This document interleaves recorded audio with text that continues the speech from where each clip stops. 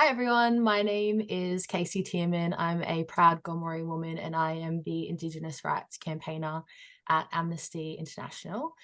We're leading a campaign for Yes on the Voice to Parliament, and we thought it would be really important to have a conversation to really grapple with some of the misinformation and the complexities around this referendum. So today I have with us Rach McPhail. Rach McPhail is also a proud Gomeroi woman, and she is our Associate Community Engagement Officer and campaigner. And we also have joining us Kishaya Delaney. Kishaya is a proud Wiradjuri woman and she is a lawyer. So it's great to have Kishaya on here to talk to us today. I guess let's kick it off. Kishaya, can you define for us, like, what is sovereignty? So sovereignty is a really complex concept because it can actually mean different things to different people, and it makes it really hard to have a conversation about something when people are defining it in different ways. So in a legal sense, under the Western legal system, under international law, sovereignty is really about state control. It's about control over the land. It's about control over the people. So it's really all about power and control.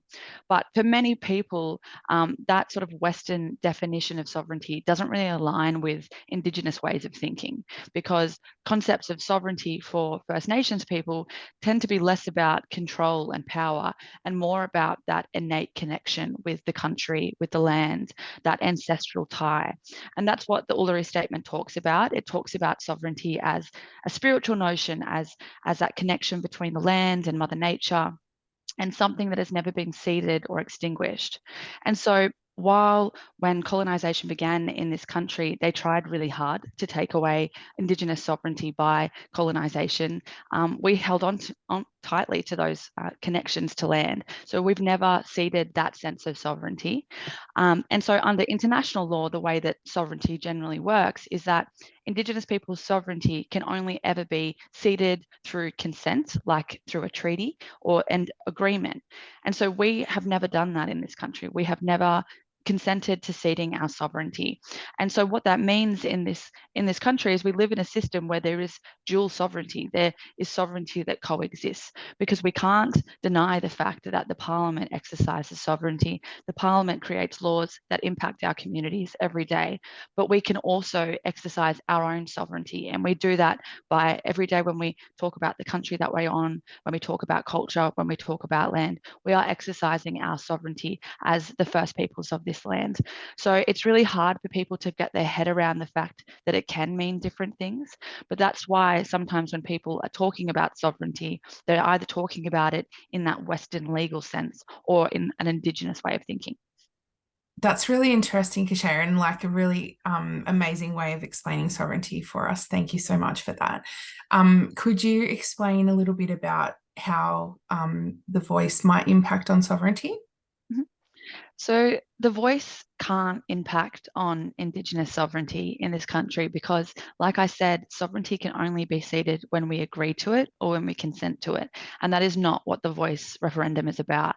And while we are putting words into the Constitution that recognise Indigenous people as the first peoples of this land, that is not consenting to ceding our sovereignty in the very same way that having Indigenous members of Parliament represent people, they're not ceding their sovereignty by sitting within that political system.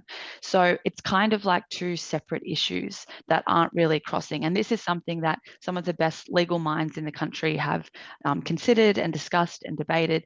And it is widely the accepted view that the voice cannot cede our sovereignty. Historically, really, the only way to cede sovereignty was through a treaty process. Beautiful. Okay. Thank you for unpacking that for us. We really appreciate it. I think, just in conversations within community, there's definitely been a lot of, talk around sovereignty.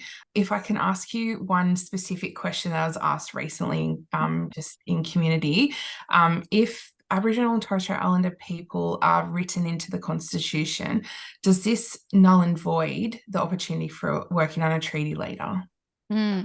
So treaty and the voice are related but separate issues. So the Uluru Statement from the Heart calls for a constitutionally enshrined voice, processes of agreement making and truth telling. And the current government has committed to the Uluru Statement in full. So they've committed to voice, treaty and truth. They've already put money and funding towards the Makarrata process. And the whole premise of the voice is to support treaty. So the Uluru Statement says that Makarrata is the culmination of our agenda. The whole goal was to get to a treaty process. But a voice makes that an easier thing to do because it gives you that structural representation that allows you to negotiate a treaty. And so the whole premise is to be able to get us closer to a treaty through the voice. But legally, there is nothing that prevents the state or Indigenous people from entering into a treaty if we put a voice in first. It is two separate issues. And in my view, we are closer to a treaty if we have a voice, because if we don't have a voice and the government turned around tomorrow and said, we'll give you a treaty process, who is going to negotiate on behalf of First Nations people? How are we going to communicate collectively across the country to decide what that looks like? What would we even be asking for? So they're two separate issues, but there is nothing to prevent a treaty process by getting the voice up first.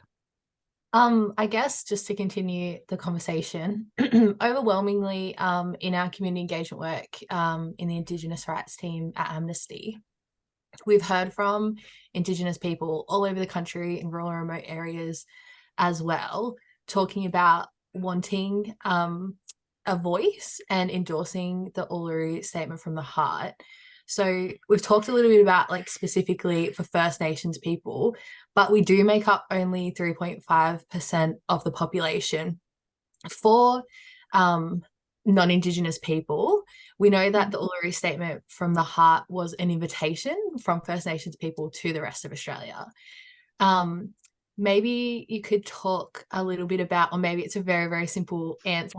Do you think, or is the voice legally risky? This is something that we've seen echoed across social media, in particularly conspiracy and far right groups, but also there are some really well-meaning non-Indigenous Australians that really worry about this. As a lawyer and as somebody who has been really focused on voice and treaty and truth over the last few years, do you think, or is the voice legally risky?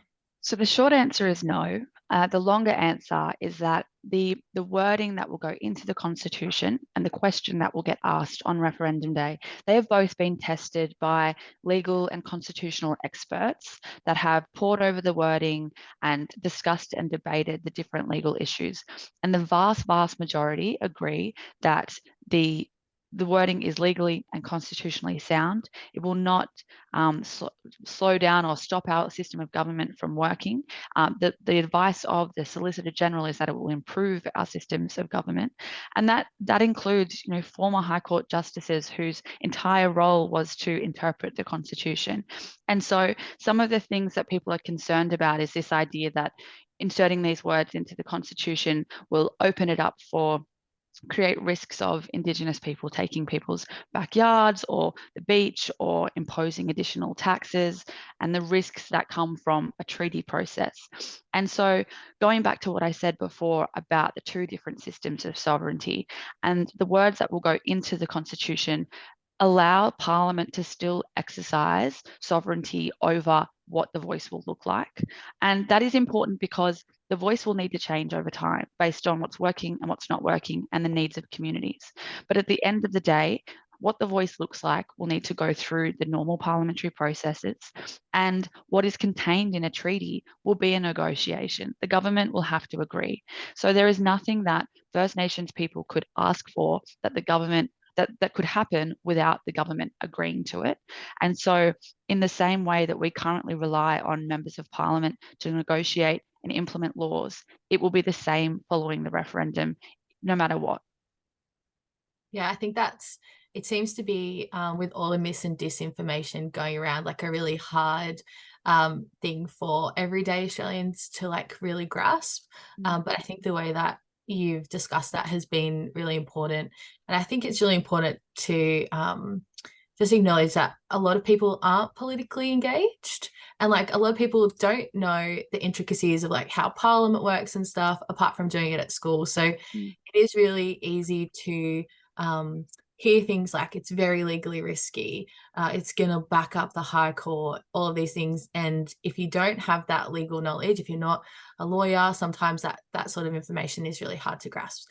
Rach, did you have any other questions for Kishaya?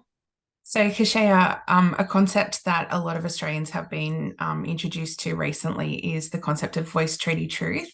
Are you able to unpack that a little bit for us? Yeah, sure. So voice treaty truth are the 3 reforms that were called for in the Uluru Statement from the Heart.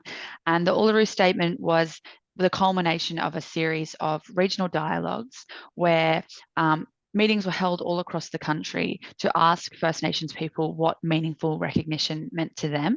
And this journey of constitutional recognition has been ongoing for many, many years. Over 100 years, First Nations people have been calling for constitutional recognition.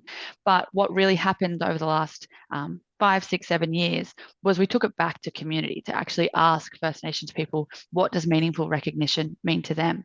And after the most proportionally consultative process that has really been held in this country, First Nations people asked for a constitutionally enshrined voice to Parliament to be able to have a say on the law and policy that affects them, and a Makarrata Commission to oversee processes of treaty or agreement making and truth telling. So agreement making is something that communities have called for generations. It's something that is widely accepted around the country. And we're seeing treaty processes at different levels around the country. That was something that was really widely supported. And truth telling is something that really arose naturally from that process, because many of the delegates felt like the Australian public doesn't really understand how the history of our country impacts on the way things are today. So voice treaty truth is the sequence of the reforms. Voice to have structural representation to allow immediate change and immediate advice, a treaty process to ensure that there can be proper negotiations, and then truth telling is something that will happen ongoing, happens every day. This entire referendum discussion is truth telling in and of itself. So thanks so much for discussing this with us today. We really appreciate your knowledge and, you know, all of the work that you've done over the years on the Uluru Statement to kind of build up that that really broad knowledge base around all the intricacies of such a complex kind of concept. So thank you so much for joining us today. Thank you for having me.